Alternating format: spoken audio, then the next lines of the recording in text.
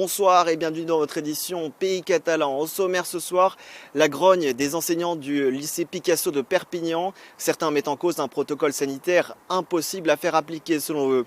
Dans ce journal également, zoom sur le click and collect, la vente à emporter adoptée par quelques commerçants forcés de fermer boutique.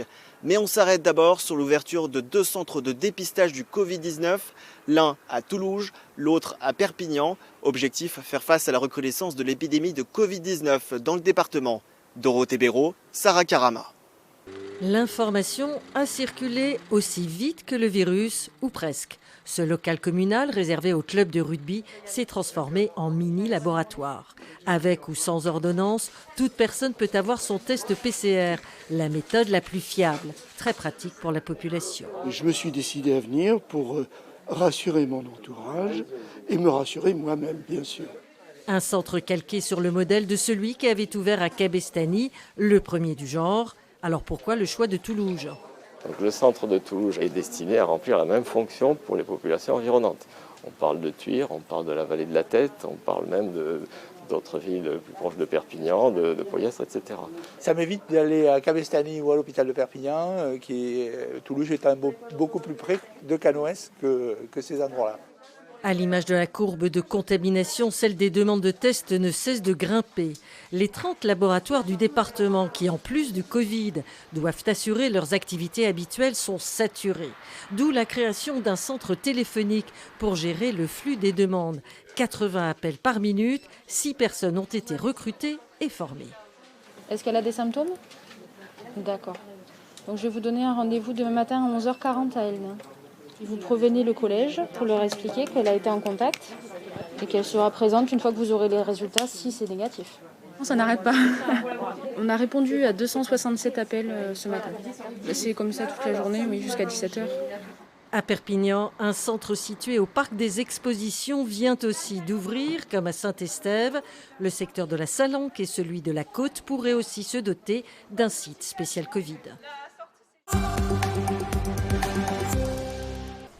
A priori, cette boutique de jouets est fermée. Enfin presque, le gérant attend tout simplement les clients qui ont commandé des produits de son magasin sur Internet. Il est là pour leur remettre leurs achats à l'extérieur. Le système s'appelle le Click and Collect, une solution qu'ont adopté plusieurs commerçants de cette rue du centre-ville de Perpignan pour continuer coûte que coûte leur activité. Pour nous, en termes de vente, ça reste marginal. On est peut-être à 2 ou 3% de ce qu'on fait d'habitude. Mais ça nous permet de rester ouvert de manière un peu virtuelle parce qu'on ne peut pas accueillir les clients de notre boutique. Et nous, on se débat, on fait tout ce qu'on peut pour faire savoir qu'on est là, qu'on a des stocks, qu'on a des livraisons normales. Tous les jours, on a des livraisons. Et que pour Noël, il n'y a aucun souci d'approvisionnement. Un peu plus loin, surprise, un shooting photo en pleine rue. Charline, gérante d'un magasin de vêtements, a décidé aussi d'adhérer à la formule, mais en créant un véritable site internet. Elle prend en photo tous ces articles portés par des mannequins. Ils seront disponibles sur le site et on pourra les commander comme sur les grandes plateformes d'e-commerce, un système de vente qu'elle compte garder en parallèle à sa boutique. Ça fait un petit moment qu'il est en place, mais on n'a pas eu le temps de le lancer parce que c'est un autre boulot. Le temps que tout se référence sur Internet, les produits se vendent, donc c'est très compliqué. Et là, le fait que je ne vende plus, là, c'est le moment de le lancer en fait. Aujourd'hui, c'est très compliqué, donc je pense qu'il vaut mieux avoir les deux au cas où on a un autre confinement pour avoir une sécurité. Quant aux clients, ils s'adaptent.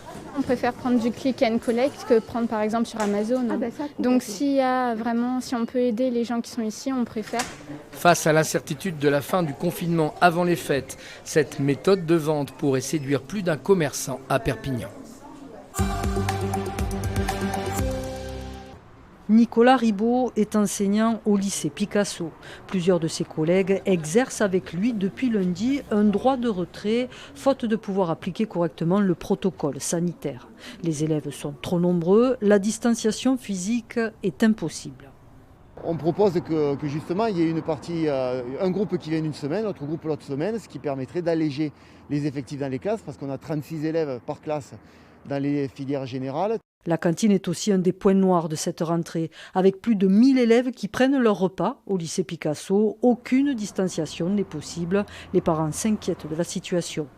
Il n'y a pas que la cantine comme problème. Il y en a d'autres qui inquiètent forcément les parents. C'est que les rentrées, les sorties d'élèves ne sont pas décalées, les récréations ne sont pas modifiées. Les mêmes revendications apparaissent un peu partout, à savoir les problèmes de distanciation physique, de brassage des élèves, de la cantine finalement, où on ne respecte plus aucune mesure sanitaire. On les retrouve en fait partout et les enseignants font remonter les choses. Une réunion est prévue demain avec les équipes pédagogiques pour étudier, entre autres, l'accueil alterné et par groupe des élèves au lycée. La crise sanitaire qui perturbe également le championnat de Pro D2, le derby USAP-AS Béziers n'aura pas lieu demain. Explication Marc Tamon. Prévu demain soir à Aimé-Giral, l'historique empoignade entre l'USAP et Béziers est reporté. Il faudra patienter jusqu'au samedi 14 novembre à 21 h pour assister à ce derby qui avait vu l'an passé la victoire des Sankéors. Ce matin, les tests ont révélé 2 cas positifs de Covid dans les rangs catalans, portant à 11 le nombre de joueurs affectés. Dans ces conditions, la Ligue s'est vue dans l'obligation de décaler cette rencontre. En effet, le nombre important de cas contacts, ces joueurs négatifs mais qui se sont entraînés avec des partenaires contaminés, rend impossible la tenue du match. Des histoires de rencontres reportées en raison du Covid, les Dragons catalans les collectionnent. Heureusement, la Super League a tranché, mettant fin à une saison régulière tronquée. Résultat, les Perpignanais 4e affronteront Leeds, actuel 5e, le week-end du 13 novembre sur le terrain de Warrington. Un match éliminatoire. En cas de victoire, ils seront qualifiés pour les demi-finales de la compétition. Avant de se quitter, sachez qu'Emmanuel Macron se rendra demain dans les Pyrénées-Orientales. Premier déplacement du président de la République dans le département sur le thème du terrorisme et de la coopération transfrontalière. Emmanuel Macron se rendra au Pertus. Excellente soirée, à demain 18h53.